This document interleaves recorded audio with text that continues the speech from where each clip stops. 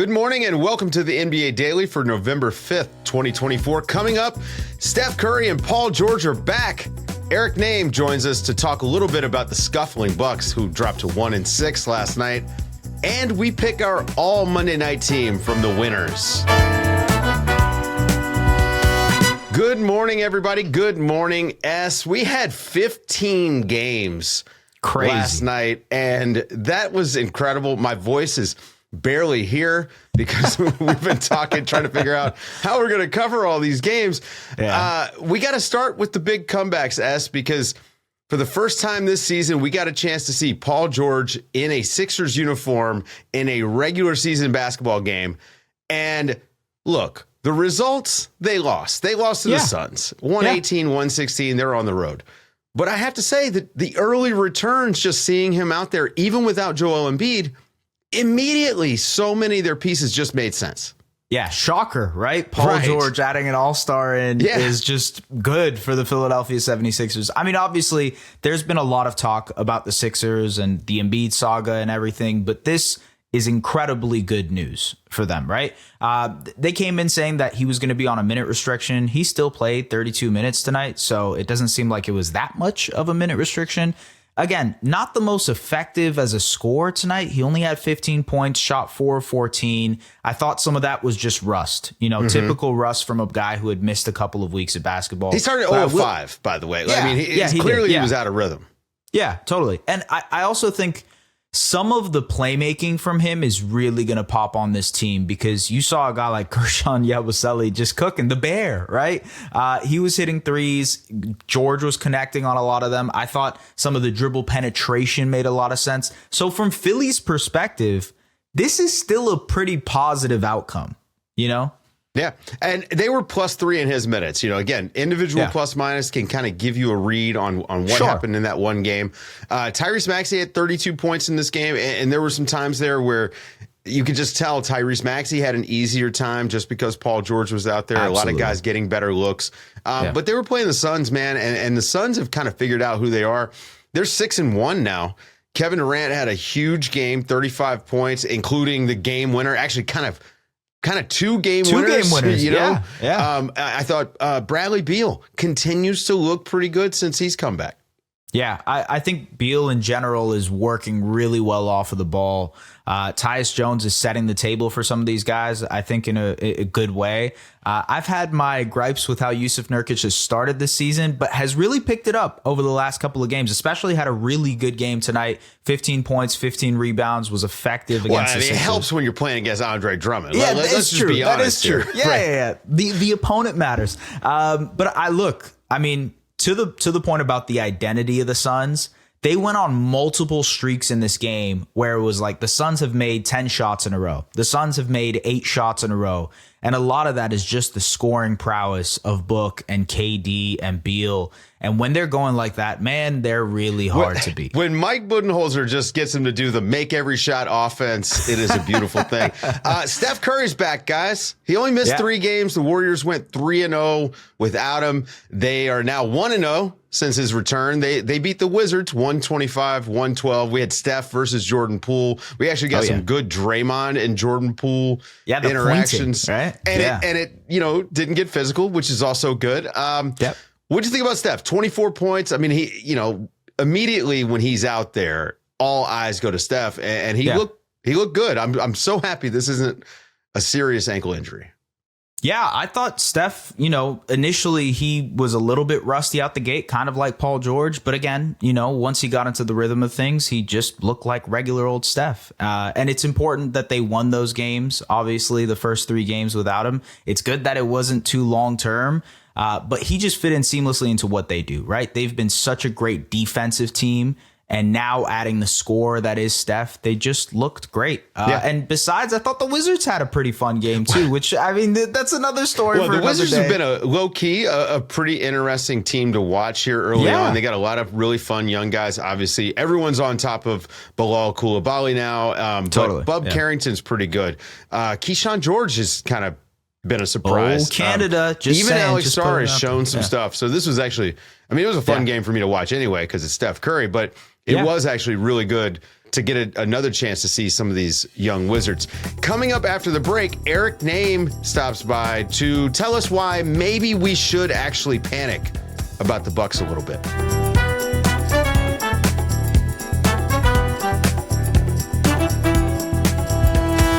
After back-to-back losses to the Cleveland Cavaliers by a total combined 3 points, the Bucks are now 1-6. So we had to get Eric Nehm in here to talk to us about the Bucks. And I don't know, Eric, are they panicking? I mean, I'm panicking for them a little bit. Are you panicking? This is not great. Yeah, I mean, it's kind of a strange spot because I think for the last week, people have really expected me to be like, oh my gosh, the freak out is on in Milwaukee. Like, what is happening? Apparently, other outlets that are not The Athletic might say, are they going to trade Giannis? What's going on? And I mean, it's the way I explain it is like the panic already happened. They lost to the Nets after that game. Giannis, said to me like, we don't know what our identity is. We don't know what we're doing out there. We don't know how we're trying to win games. And that was like the freak out, right? Like they lost to the Bulls, they lost to the Nets, they looked old and slow and all those things. And since then, like, it's not to say it's been perfect since then, right? But you lose to the Boston Celtics, best team in basketball, defending champions, looked good for 3 quarters against them. Okay, ultimately you didn't have enough. That makes sense when Chris Middleton has not played a second of basketball. Like, you're going to look like you're going to come up short against good teams when you don't have Chris Middleton. You go down to Memphis. That was second night of a back-to-back for the Grizzlies. Maybe you should have won that one, but Ja Morant was unbelievable in that game, and the Bucks are going to struggle with all NBA guards. That's just going to kind of be what is going to happen with them. Okay. You mean every guard in the NBA? Let's be honest. I was just trying to be nice.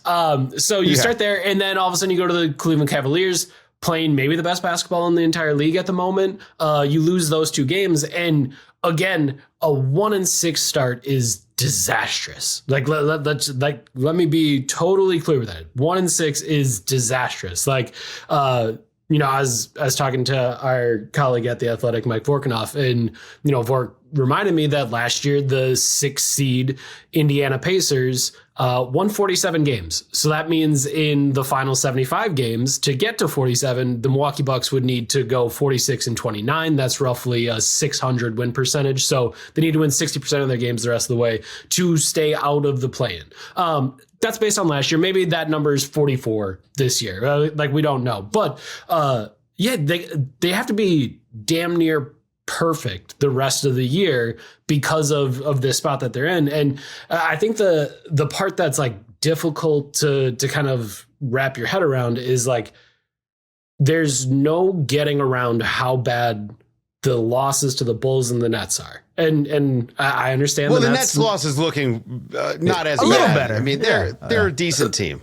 Yeah. Undeniably. Okay. So that looks a little bit better, but like the way that they played in those games, they didn't give the effort that they needed to give. Those were disastrous. And to me, that's the spot where it's like, you can't get those back. There's no restart button on an NBA season. If there was, the Bucks would have hit it already. That would have been great, because then they could get those 2 games back. All of a sudden you go into Boston, you're 3-0, and you lose 4 straight after that. No one's freaking out at that point. 3-4 to start the season. That's the entire Eastern Conference. I think the entire Eastern Conference has 3 wins right now, other than the Bucks and the Celtics and the Cavs. Like, everyone else is right in the middle. So that's where they would have been. But that didn't happen. They lost those 2 games, and now you're in this deep hole. And speaking of our friend Vork, he had also kind of laid out the stat about how since 1970, 150 teams have started 1-6. Only 12 of those teams have made the playoffs. And I shared that statistic with Doc Rivers after the game. And Doc's response, before I could even phrase a question, was, we'll make the playoffs. I'm not worried about that. And I think that's like obviously what you want to hear. I don't know if Doc is the most trustworthy narrator of any journey that he has been on as an NBA coach. Like, I understand that. But I mean, when you're in the locker room, like, I was talking to Dame Lillard tonight, and Dame's kind of saying the same thing. Like, hey, we have too many good players to be like this the rest of the season. Like, this is not going to be what it is. And obviously you don't want it to happen at the start of the year. And that's why those stats exist. And that's why all these things happen. But, you know, I've been on plenty of teams where you do go 1-6 in 7 games. It just looks really bad because it's at the start of the season, and it makes the rest of the season a little bit more difficult. But like, that doesn't mean it's over at that point. So, I don't know. Did that sound panic? Yeah, I think so. Right? It did sound a little. Yeah, there was some panic in there. I think there's some panic, but I don't know that. And I don't know that it's like the extreme panic that kind of comes from the outside. Like, oh my gosh, is the Bucks contention run, which is run the entirety of my tenure at The Athletic. From the moment I was hired in 2018 to this very moment, they have been one of the very best teams in the Eastern Conference, one of the very best teams in the NBA. That has been a fact. That's just who they are. I think from the outside, the thought is, oh my gosh, it's over. Like, we had no idea that it was going to end so quickly, and we're here and it's over. And I think that's a bit too much. Like, Chris Middleton still has not played. When Chris Middleton plays, they're very good. They've been very good when Chris Middleton plays for a very long time now. And I think you factor that in. You factor in the fact that, I mean, I rattle off some of the teams that they've played already, right? Like, that's a bunch of good teams that they played. 3 games against the Celtics and Cavaliers. The Celtics and Cavs are combined 15-1 at the moment, I think, if I did my math right. So like, that's correct. Those are really good basketball teams. And they hit them in maybe the worst spot of the season, because it's not just that Chris Middleton isn't out there. I haven't looked at Gary Trent Jr.'s 3-point percentage since he went 0-3 tonight, but I do know he's 1 of 17 across the last 3 games from the 3-point line. He's been very, very tough to watch. I think he's shooting like 13% from 3 on the season. He's a career 37% 3-point shooter. That will get better. Taurean Prince will, like, there's just all these things that have occurred. And that's how you get a 1-6 start. But because of all those things happening and compiling, and, you know, you lose a 1-point game the other night, Donovan Mitchell hits that shot, I don't know what, 35% of the time? Well, one of the 3 times it went in against you, and now all of a sudden you're 1-6. Like, that's kind of the way that it's been going. And there's no, to me, it's like, I'm not making excuses. It's a disastrous start. But when you look at everything that's piled into it, you can kind of, from a logical perspective, understand why they're here, and also logically see why it may get better, but it does need to get better, and it's got to get better in a hurry. Eric, the interesting thing to me is the margin that they have now, right? It's a little bit thinner. Like, there's just not that margin of error that they had in past years. And you think of some of the end of bench guys, you know, AJ Green had a great game tonight. Andre Jackson was impactful. There's been this conversation of they should be prioritizing playing some of their younger players more. And then in the background of this, it's the transition offense and transition defense that's really been struggling. You talked about identity earlier. They've kind of lost what that identity is. So should they lean younger? Should they play more of the younger guys? And I mean, Doc Rivers, is he never going to happen? Shoulda, woulda, coulda. Yeah. I mean, it's not something Doc is known for, obviously. But I think what you're seeing now is you speak about the margin for error. And I think this team, if everyone's healthy and everyone's playing the way that you want, so that includes Chris Middleton, the identity is pretty clear, right? Offensively, you're never going to turn the ball over. Like, that's never going to happen. You're never going to crash the glass because you're old and you need to get back in transition defense. And then you're going to lean into Giannis and Dame and Chris scoring a shit ton of points. And that's just going to be what it is. Like, you have to be hyper efficient offensively. All right, that's great. Defensively, Brook Lopez, Giannis Antetokounmpo, protecting the rim. That means you might give up some threes, but hopefully you're the best rim defense in the league. You take care of the glass. You're never going to turn anybody over because you're old. That's not going to happen. But like, that's the formula. That's the identity. And they just haven't hit it this year. And I think one of the big things when you're talking about getting younger and trying to do some of that, like, I think right now, Andre Jackson is an incredibly limited player offensively, but he is insanely athletic and he can run for days. So if you're Doc Rivers, what you're telling him right now, and to Dre's credit, he's done this now for the last 3 games, is every time you are getting back. You are back every time. There's no excuses. You are the first person back. Just sprint over and over and over again. And that has helped. Like, their transition defense has been better because you have that. So I'll be interested to see. Doc, as you mentioned, is not a guy that likes to lean into the young guys. But if you're talking about getting just the requisite athleticism, I think you do kind of have to see a guy like Andre Jackson jump up above Pat Connaughton. Like, Pat knows all the plays. He's a vet. He's been there. He's won a championship, but like, he doesn't have the athleticism that Dre does. So you can do that. AJ Green, you mentioned, if there's one thing AJ Green can do, it's shoot. And when Gary Trent Jr. is shooting 13% from the 3-point line, gotta give him a shot. Gotta give him a shot. Get him out there and give him a shot. Yeah, that's true. So again, it's not that I think Doc is all of a sudden going to turn a new leaf. I do just think the things that have occurred to this point have been bad enough that it's like, I gave you your chance. You got the first part of the season to the vets, and you didn't do what you needed to do. So we do have to try to win some games here. Like, this isn't just about getting younger. This is about winning. Period. Like, we need to win. And that, to me, can help out in that situation. I don't know if it's the perfect solution. Obviously, those guys come with downsides, right? Like, Andre Jackson Jr., not a great offensive player. AJ Green, still trying to figure things out defensively. Like, you're going to have to do some of those things. But I think there's all of that. And then there's also just like the simple fact that every Lakers fan in the world will tell you Taurean Prince played way too much last season. He played 2,100 minutes. Darvin Ham played him way too often. So on and so forth. The plan in Milwaukee was not for him to start and play 35 minutes a night. It was for him to come off the bench. He's had some of the worst. And when you're looking some of the worst at it, catch and shoot misses I've seen this season. Right. So when you're looking at it, then okay, instead of a 30 to 35 minute guy, when Chris Middleton comes back, he's a 20 to 24 minutes guy. And like, then you feel a little bit better about the depth. It's still short, but like, you're going to feel a little bit better about that. So I mean, I do think at this point, you have to be open to everything. Like, you're not in a spot where you can say like, well, I want to win with the vets. You're 1-6. So you're going to have to be open to some ideas, even if those are things that you might not be all that big of a fan of. Yeah. Well, Eric Nehm, go and check him out over at The Athletic. He's got all of our Milwaukee Bucks coverage. And Eric, we're looking forward to the explosive expose that comes out when the team doesn't win a game for a month. Luckily, though, they got Utah at home on Thursday night. So that's probably a win.